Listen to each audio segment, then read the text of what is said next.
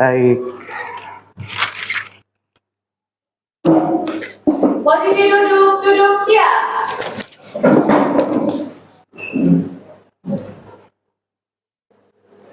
Berdoa dimulai. Doa selesai. Beri salam.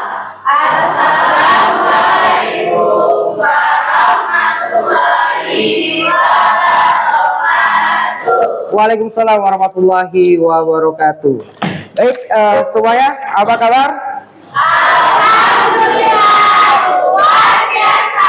Allahu Akbar. Wah, nampaknya semangat sekali hari ini, berarti semangat juga bakal mendapatkan pelajaran dari saya. Oke, sebelum kita mulai seperti biasa, tadi sebelumnya pelajaran apa, Nak? Sejarah, Bu? Sejarah. Kita lanjutkan materi kita absen terlebih dahulu. Kelas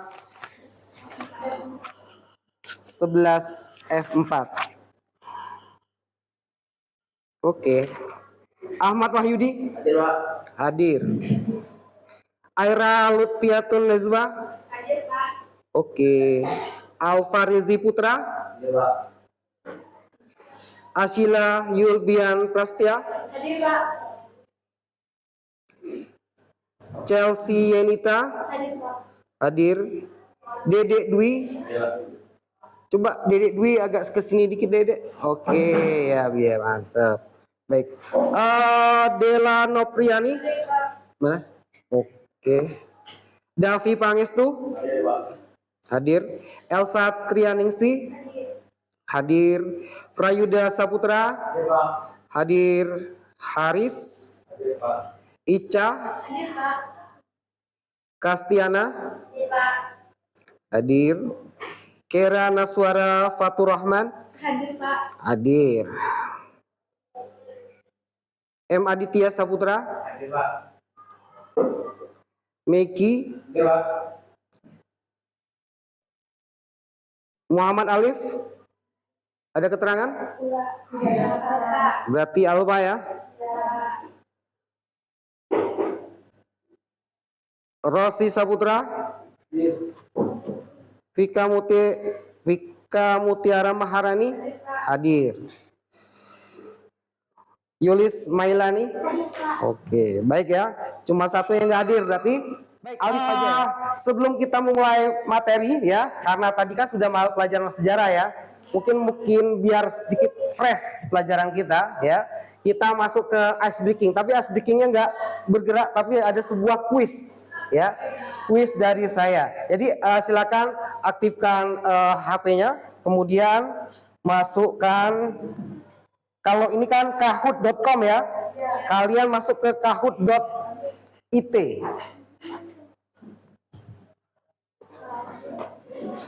.it.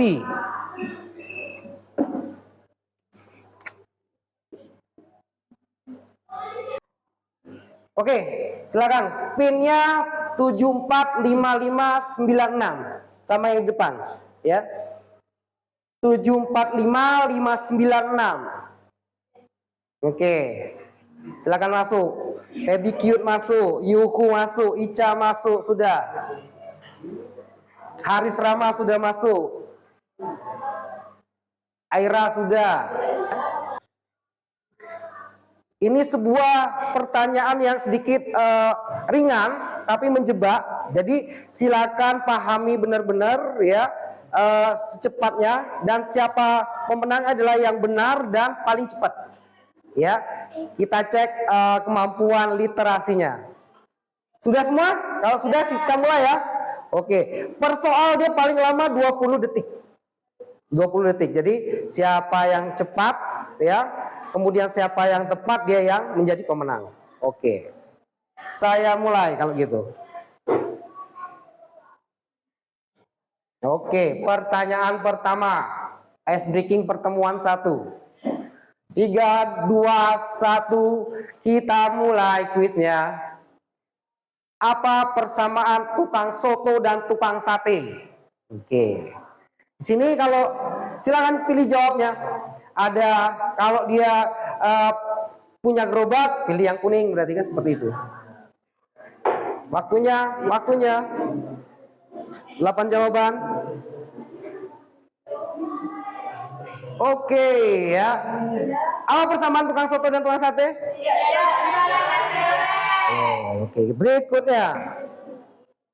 Jika diperlukan waktu 1 menit untuk merebus 1 butir telur, berapa waktu yang diperlukan untuk merebus 10 telur? Orang tua Lisa memiliki 4 orang anak. Anak pertama namanya Nana, anak kedua Nini, anak ketiga Nono. Siapakah nama anak keempat? Hati-hati, ini udah soal ke-7. Cuaca sedang mendung, ada 5 orang tapi hanya 1 payung. Bagaimana caranya agar mereka semua tidak kehujanan?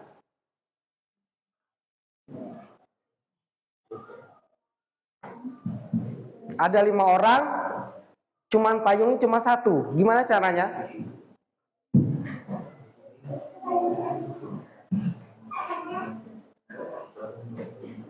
Ini literasi. Yang benar apa? Jalan seperti yang biasa. Kenapa? Kan belum hujan, masih mendung aja, kan gitu ya. Berarti harus teliti, literasinya harus cepat. Ini yang membedakan yang biasa membaca dan tidak biasa membaca. Oke, ini kita buktikan ya. Oke, kita lihat siapa juara kita di kuis kali ini. Oke. Kuis. Poin 3, Elsa juara 3.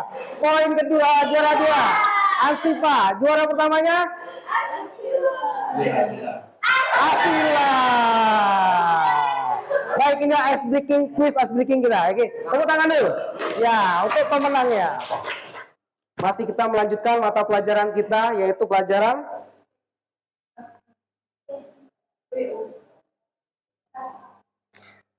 mata pelajaran baru kita di semester ini, yaitu coding dan kecerdasan artifisial. Mungkin pertemuan lalu sudah ada sebuah pertemuan ya. Kalau saya review lagi ya, untuk pertemuan lalu kita membahas masalah kolaborasi AI dengan teknologi yang sekarang ini ya. Kita menyelesaikan masalah sehari-hari menggunakan AI. Ada yang kemarin sudah mencoba kan ya, mencoba untuk membuat dongeng lewati AI, karena di AI juga sekarang mendukung untuk video, gambar ya, dan tentunya teks ya. Ini ada sebuah pertanyaan ya, sebelum kita masuk ke materi biar kita sinkron dengan materi kita nanti ya. Ada sebuah pertanyaan ya, perhatikan. Ketika menghadapi suatu permasalahan yang harus diselesaikan, tentunya harus menentukan strategi. Iya apa enggak? Iya. Biasanya ada suatu masalah, pasti orang gimana caranya ya? Gini. Dia menyusun strategi namanya. Oke. Kalau boleh tahu apa sih strategi? Saya Pak. Oke, Kaira, boleh. Strategi itu rancangan kegiatan untuk mencapai sebuah tujuan. Jadi betul sekali, benar sekali ya. Itu rancangan kegiatan-kegiatan yang kita susun untuk menyelesaikan suatu masalah untuk mendapatkan tujuan ya. Kenapa penting sekarang? Pertanyaan berikut. Mengapa dalam menentukan solusi atau menyelesaikan masalah kita butuh strategi? Kan tentunya nggak langsung kita kerjakan, kita pahami dulu, kita dalami dulu, kemudian kita rancang strateginya. Untuk apa maksudnya? Oh boleh, silakan. Haris ya.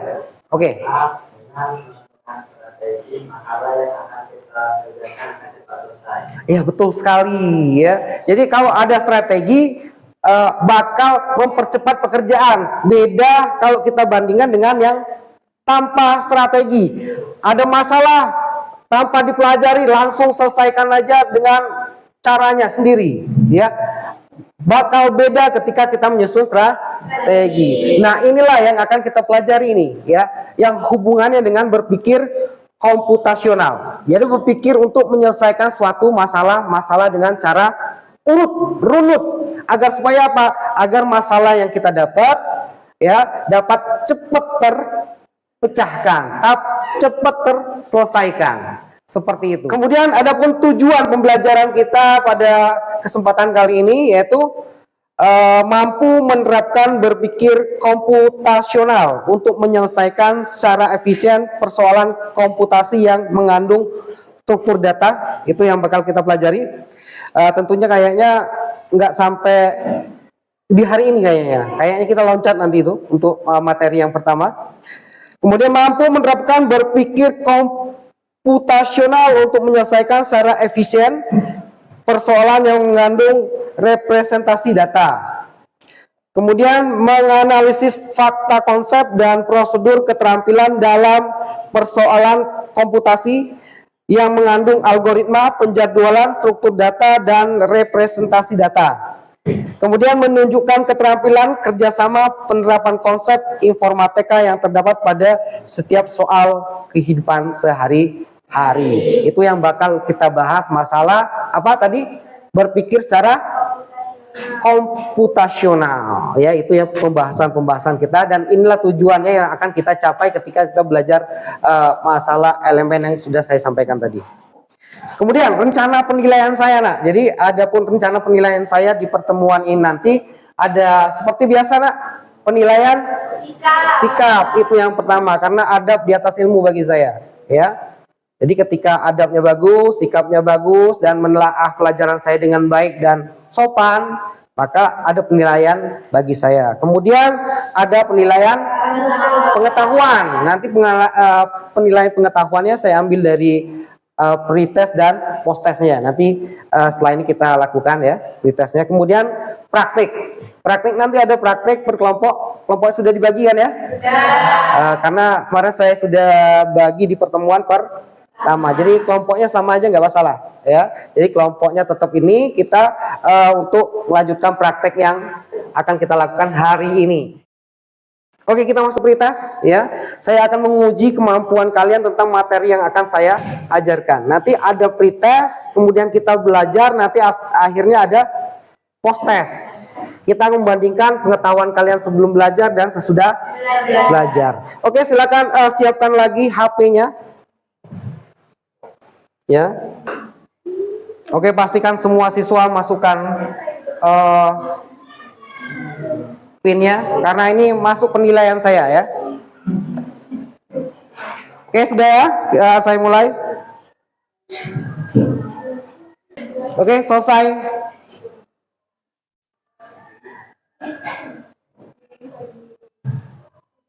Ya, ini nanti hasil pretest kita, ya, nanti akan kita bandingkan dengan hasil posttest setelah kita belajar. Mohon perhatiannya untuk lebih memahami lagi materi kita pada hari ini. Silakan menyimak dari video berikut.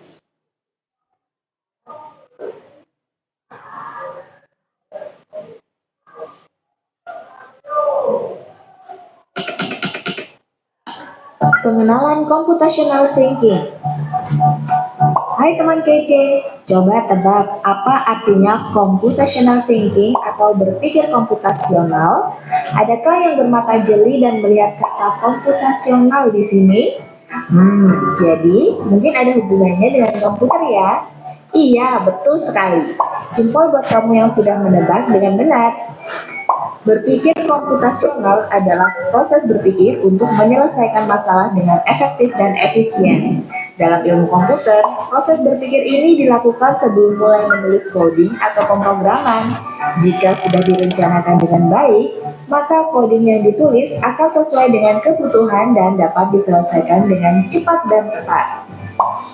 Tapi ternyata berpikir komputasional juga bisa dilakukan tanpa komputer dan tanpa internet loh. Malah sebenarnya kita pun sudah menerapkannya dalam kehidupan sehari-hari, mulai dari menggosok gigi, mencatat ringkasan pelajaran, hingga menyiapkan tas untuk sekolah besok. Wah, kalau kita sudah bisa menerapkannya setiap hari, berarti kita semua sudah mahir dong. Belum tentu. Contoh-contoh tadi kan menerapkan berpikir komputasional pada masalah yang sederhana. Masih banyak nih masalah yang lebih kompleks Seperti misalnya mengatur keuangan bulanan, apa yang harus dilakukan kalau kamu tersesat di tempat baru, hingga memilih jurusan dan karir.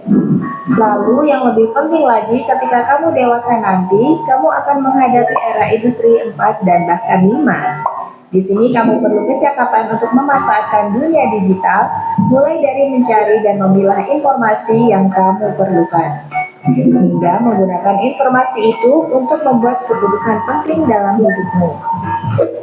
Menghadapi masalah kompleks kehidupan di masa sekarang dan masa depan ini mirip seperti merencanakan coding yang sudah dibahas sebelumnya.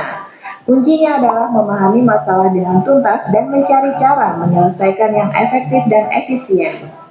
Nah, kalau begitu, bagaimana agar kita bisa berpikir komputasional? Sekarang kita bahas ya, 4 landasan dari berpikir komputasional. Yang pertama, dekomposisi. Dekomposisi artinya membagi masalah kompleks ke bagian yang lebih kecil agar mudah diselesaikan. Misalnya, kamu ditunjuk jadi ketua panitia lomba 17-an. Maka, untuk memudahkan pelaksanaan, kamu bisa menunjuk panitia bagian acara, konsumsi, publikasi, keamanan, dan lainnya. Yang kedua, pengenalan pola. Artinya mencari kesamaan dan pola di antara bagian-bagian masalah kompleks yang sudah dipecah. Misalnya, kamu hendak melipat dan menyimpan jemuran di rumah, maka kamu perlu bisa mengenali jemuran milik ayah, ibu, kamu, adik, dan milik bersama seperti spray, handuk, dan lainnya.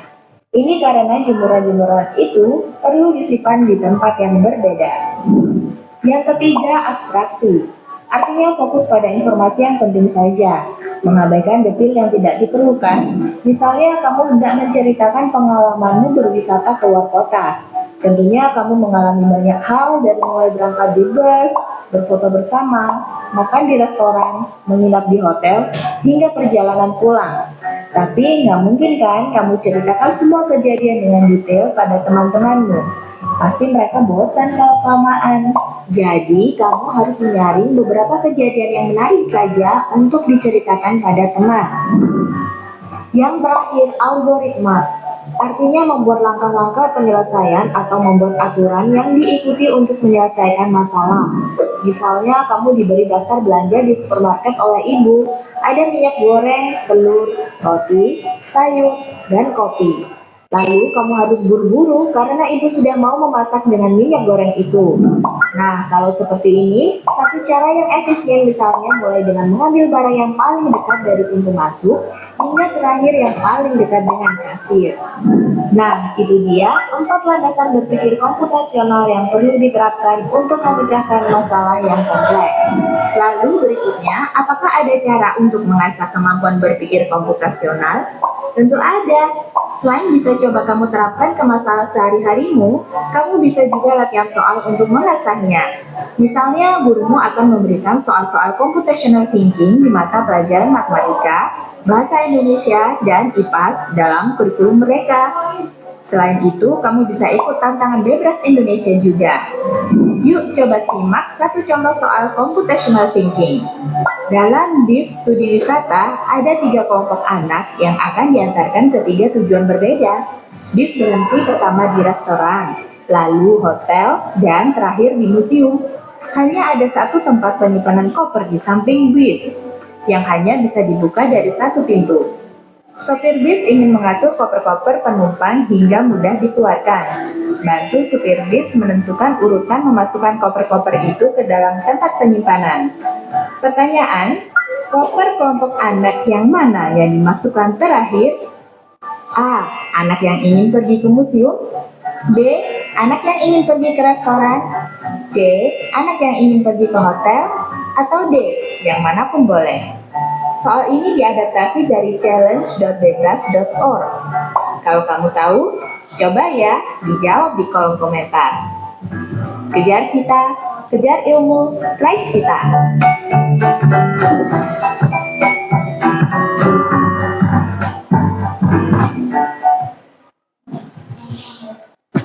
Baik ya, tadi sudah kita lihat sama-sama video tentang materi berpikir komputasional. Nah, jadi yang dari tadi kita saksikan itu adalah penjelasan tentang berpikir komputasional.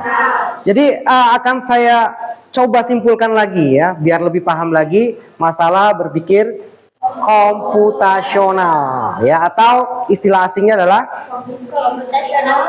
computational thinking ya. Oke, coba dibaca yang belakang. Coba Chelsea Enita, silakan baca apa pengertiannya yang tadi. Secara singkat, berpikir komputasional adalah sebuah proses berpikir untuk menyelesaikan masalah layaknya seorang ilmuwan komputer. Oke ya, itu adalah proses kita penyelesaian masalah layaknya seorang ilmuwan komputer. Namanya juga judulnya berpikir komputasional ya.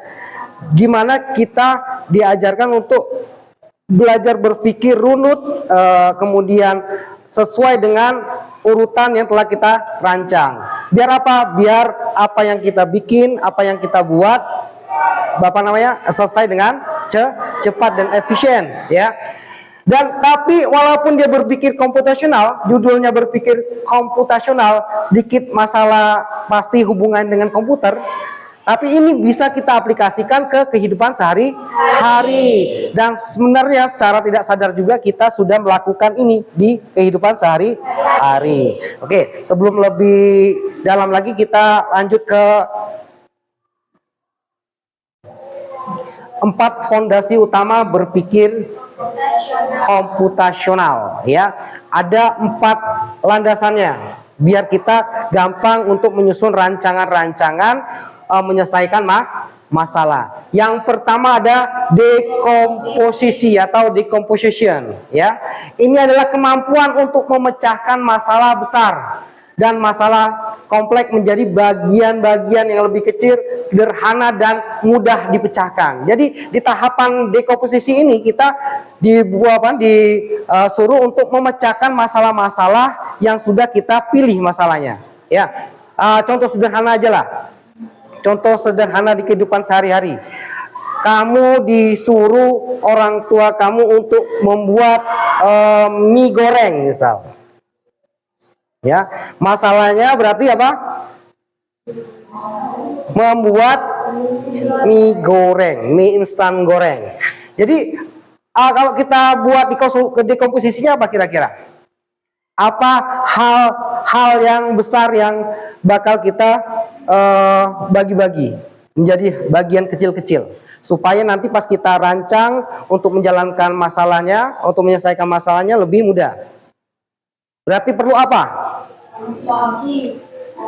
Kompor, panci, terlalu kecil mungkin ya. Itu kita besarkan dulu misalnya apa misalnya? Peralatan, betul nggak? Butuh nggak? Peralatan masak. Ya. Kemudian apa lagi? Bahan. Ya, benar. Jadi bahan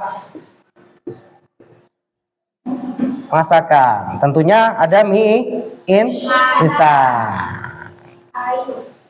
Oke. Ini judulnya tadi apa? Masalahnya? Memasak mie instan ya.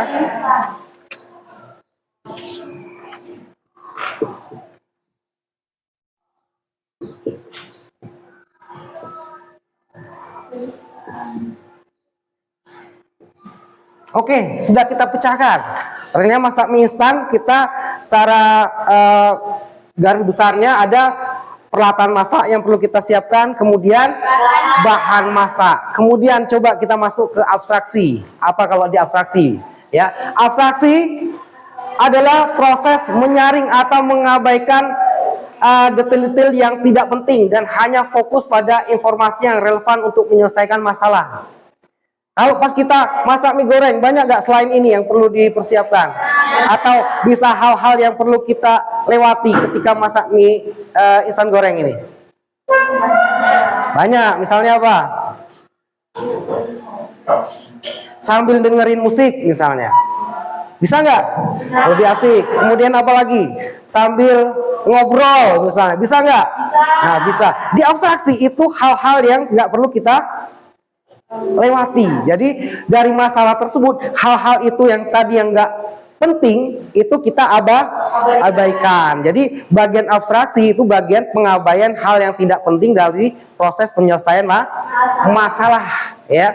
Jadi itu masuk ke bagian kita tadi ya, bagian masak mie instan. Jadi ngobrol kayaknya kita abaikan, dengerin musik kita abaikan karena tidak mempercepat proses penyelesaian masalah. Oke. Kemudian mungkin di abstraksi juga itu kita mana proses yang terlebih dahulu harus kita prioritaskan misalnya. Apa misal di sini?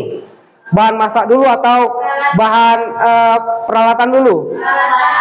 Oke ya, seperti itu. Itu maksud dari abstraksi. Menghilangkan hal-hal yang tidak penting dalam proses penyelesaian masalah. Kemudian pengenalan pola. Ya, setelah masalah dipecah, langkah selanjutnya adalah mencari kesamaan atau pola di antara bagian-bagian tersebut. Mengenali pola membantu kita dalam memecahkan masalah yang lebih efisien. Jadi di sini kita disuruh apa ya? Gimana kira-kira membuat pola-pola yang sering berulang ketika memasak mie instan, dan kita mengaitkan hal-hal tersebut. Ya, biasanya kalau di pola-polanya misalnya yang berkaitan lah, ya. Misalnya kalau di itu kita sudah memulai pola-pola yang sering berulang.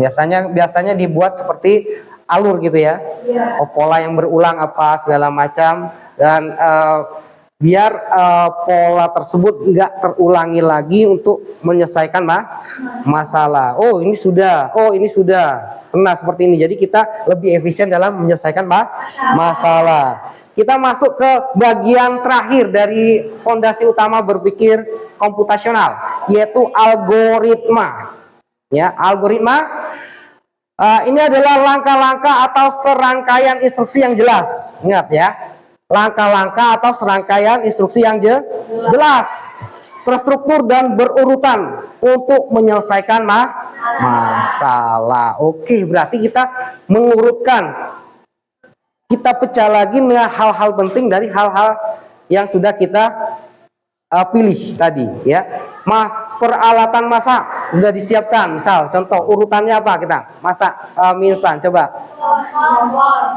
Dari peralatan masak kita langsung menyalakan apa dulu? Menyalakan kompor. Nyalakan kompor. Benar nih. Siapa yang hobi masak mie? Oke, ya pasti yakin benar kalau yang biasa ya. Kayaknya memang muka-mukanya sering makan mie nih. Oke ya. Oke, menyalakan kompor. Seterusnya apa? Merebus air. Merebus air di panci boleh. Kan jelas ya? Merebus air di panci atau wajan ya. Kalau masaknya di panci, di wajan, di wajan. Wajan apa panci? Panci. Panci boleh. Kemudian apa lagi? Memasukkan bahannya ya. Masukkan mie instan ke panci. Berikutnya apa? Kalau mie instan goreng berarti ditiriskan dulu dong. Iya. Kalau dia rebus berarti langsung dimasukkan bumbunya. Berarti ditiriskan dulu ya. Oke. Meniriskan mie instan. Meniriskan, benar bahasanya? Mie instan. Oke, berikutnya apa? Memasukkan bumbu pada mie instan.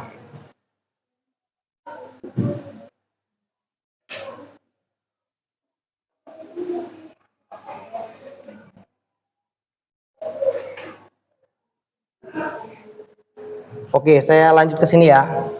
Oke, nah gitu. Kemudian apa lagi, Nak? Mengaduk bumbunya boleh. Lebih jelas lagi berarti. Mengaduk bumbu. Ya, bisa. Oke. Kemudian apa lagi? Meletak. Sudah kan mengaduk kan sudah mencampur berarti kan? Berarti kemudian apa lagi?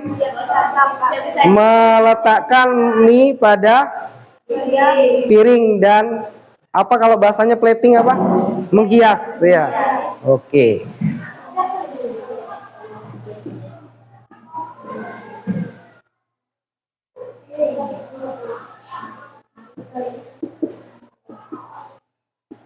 Pada piring. Kemudian apa? Mie hidangkan ya. Mie siap dihidangkan.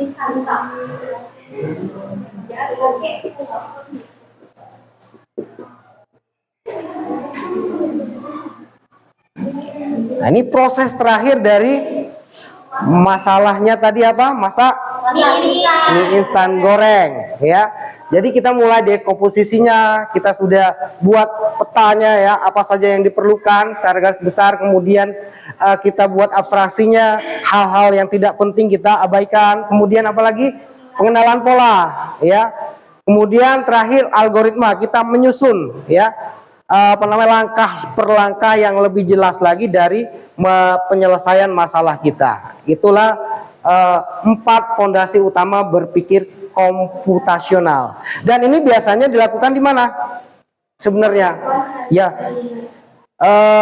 kalau dia di komputer berarti dia pada saat perancangan dari program atau software. Inilah yang langkah-langkah yang perlu ditempuh. Nah, tapi untuk yang saat ini saya kepingin kalian berpikirnya agak sedikit gampang gitu dulu, biar kita bisa memahami dari hal-hal ini. Makanya saya masukkan ke kehidupan sehari-hari terlebih dahulu ya. Banyak hal yang perlu kita pikirkan di kehidupan sehari-hari biar apa yang kita lakukan itu lebih terencana ya.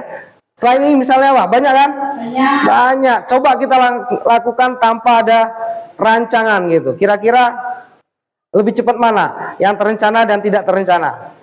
Pastinya yang terencana. Mungkin ini lebih sederhana, tapi yang kompleks kan banyak nih. Ya, misalnya apa di kehidupan sehari-hari kalian yang lebih kompleks dari ini? Untuk pribadi kalian, coba contoh, misal.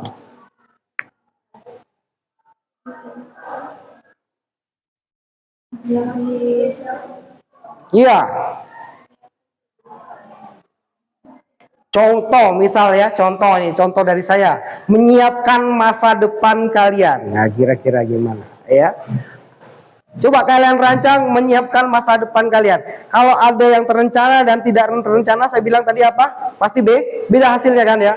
Sudah pernah mencoba untuk merancang atau menyusun langkah-langkah masa depan kalian? Pernah ya? Alhamdulillah yang pernah. Ada yang enggak? Ada juga ngalir aja Pak gitu kan? Ada kan? Ya, ngalir seperti air Pak katanya Pak, bagus Pak. Enggak saya bilang.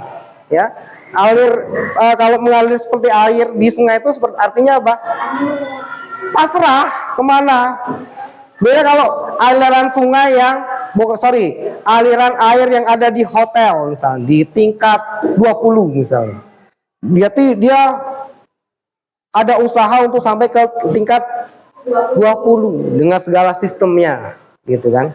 Kalau mengalir aja berarti kalimat lainnya adalah pasrah.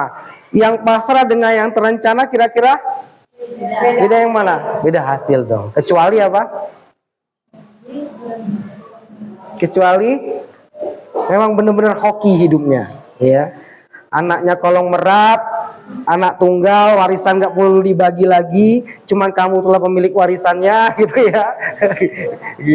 Udah, oke ya, selesai. Mungkin seperti itu ya. Berikutnya, biar lebih memahami lagi dari pelajaran kita hari ini, itu berpikir komputasional. Saya ada tugas untuk dikerjakan, ya.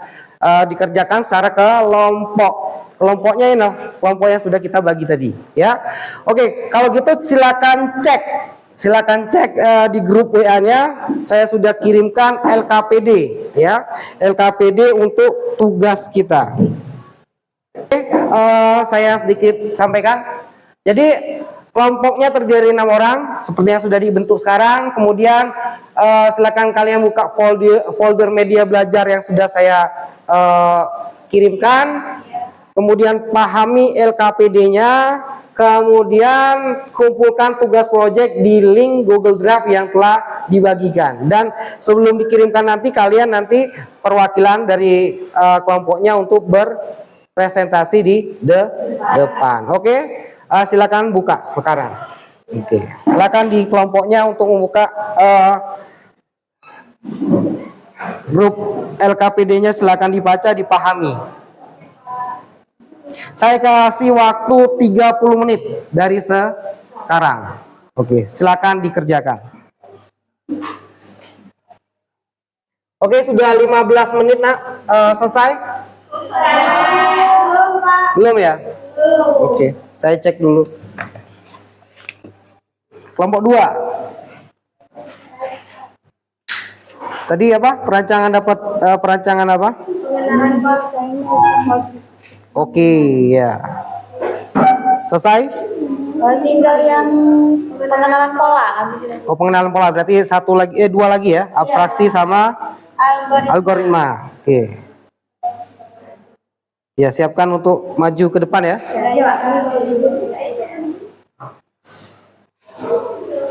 Kelompok 4 selesai Sampai abstraksi.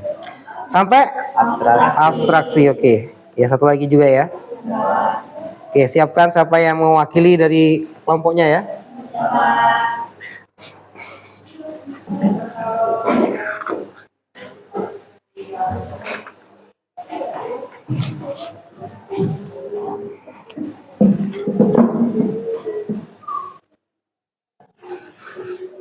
Aduh. Kita persilakan untuk kelompok 2 mempresentasi dari hasil kelompoknya. Baiklah, Assalamualaikum warahmatullahi wabarakatuh.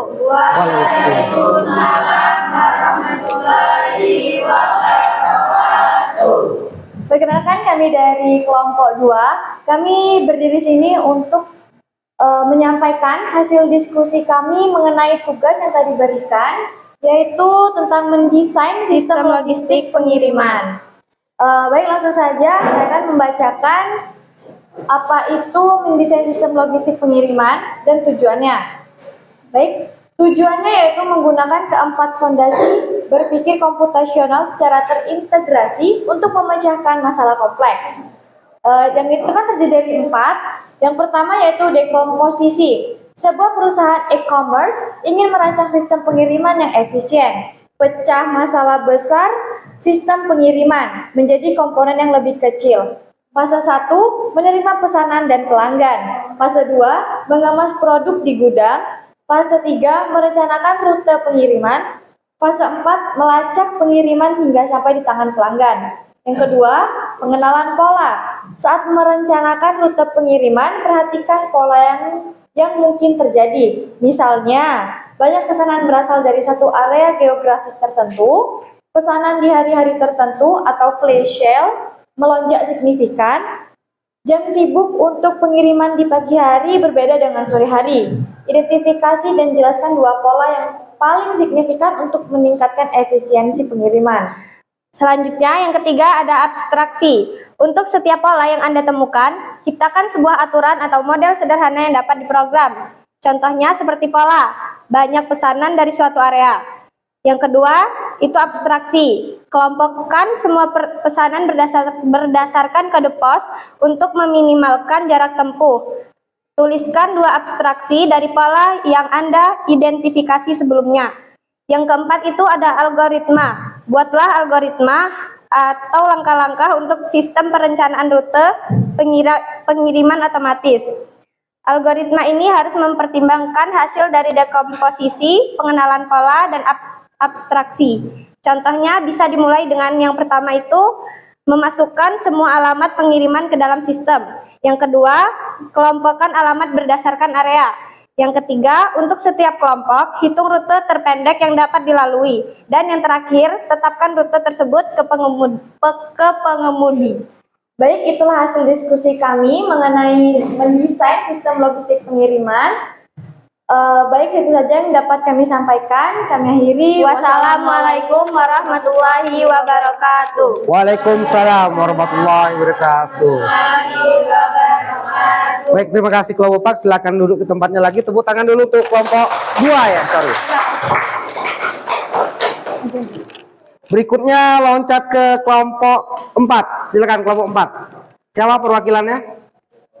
Chelsea sama Haris. Oke, silakan. Yang mana? Ini ya. Judulnya apa tadi? Merancang sistem pengolahan sampah. Rancang sistem pengolahan sampah di kota. Oke, silakan kelompok 4.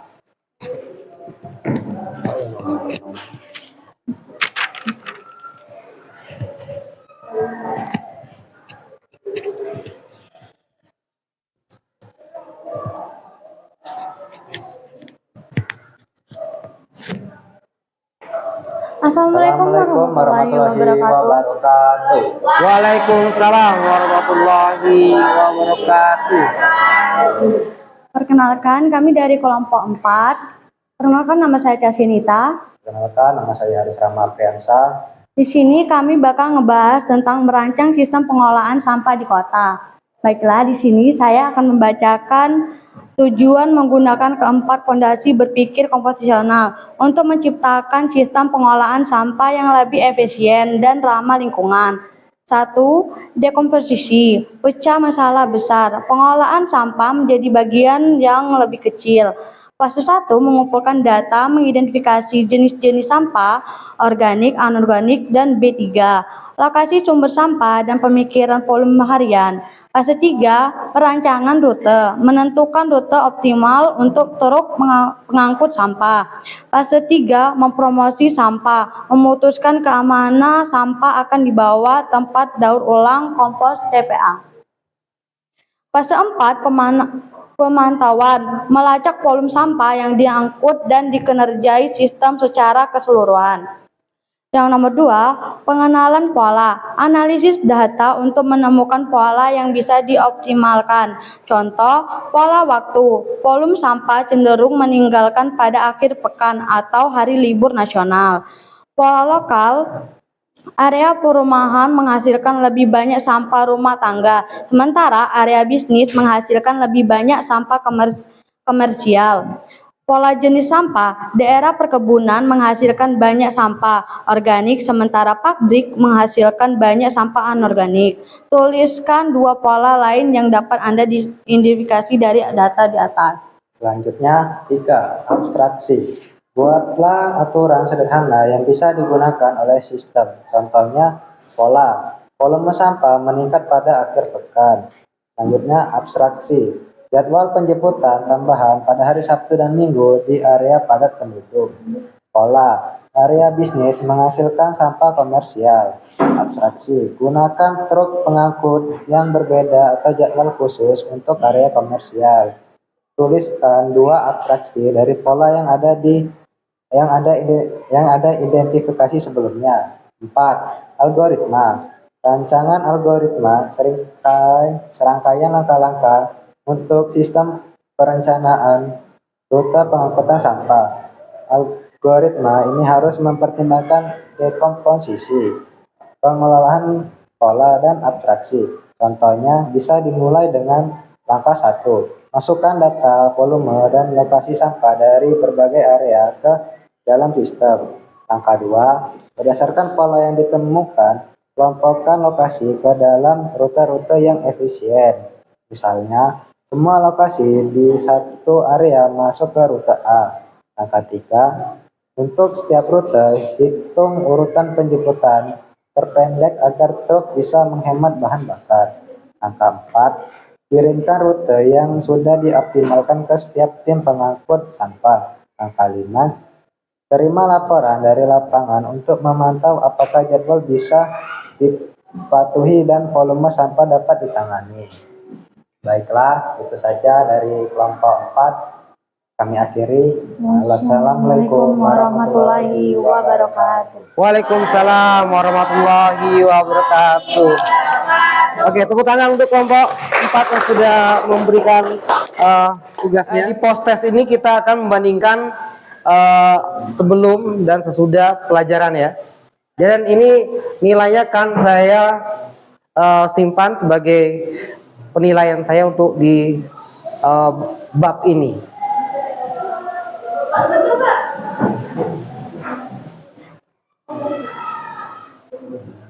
Oke, sudah semua? Sudah. Ada yang belum? Belum. Ada yang belum?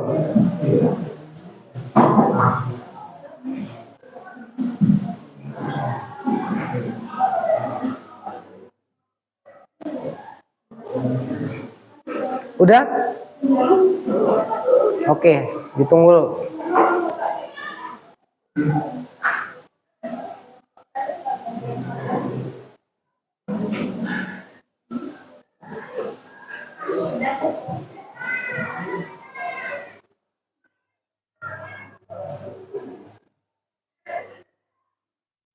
Oke, udah ya.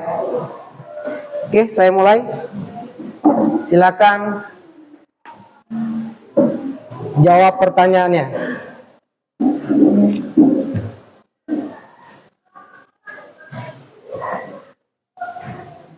Kita sudah di akhir pelajaran kita pada hari ini ya. Tapi sebelumnya saya kepingin ada mungkin 1 atau 2 orang menyimpulkan dari kegiatan pelajaran kita hari ini. Boleh dicoba salah satu mungkin, atau ada yang ingin menyimpulkan, silakan. Oh ya, boleh, silakan. Siapa Biola? Berpikir komputasional ini bukan hanya tentang cara membuat kode, melainkan tentang cara menyelesaikan masalah yang kompleks. Kemampuan ini sangat relevan untuk kehidupan sehari-hari. Dapat merencanakan tugas sekolah dan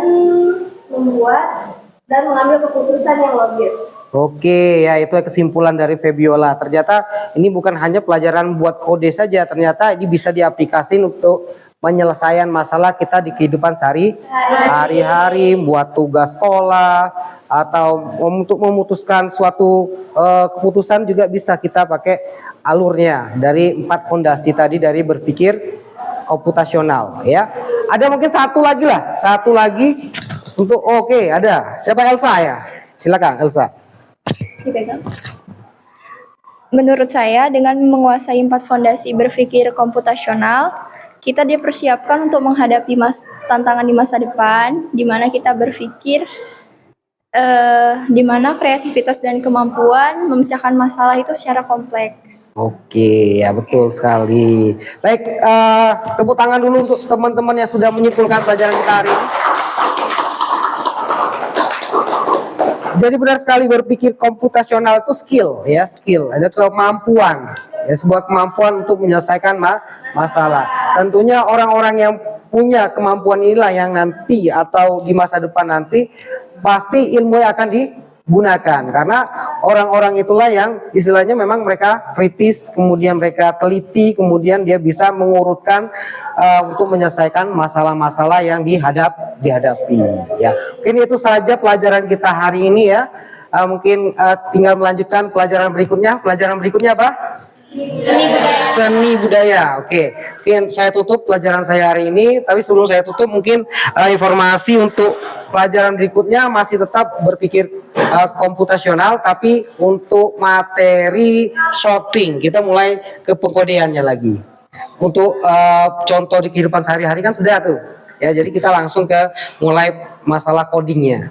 Ya, mungkin itu saja. Saya tutup. Wassalamualaikum warahmatullahi wabarakatuh. Waalaikumsalam warahmatullahi wabarakatuh.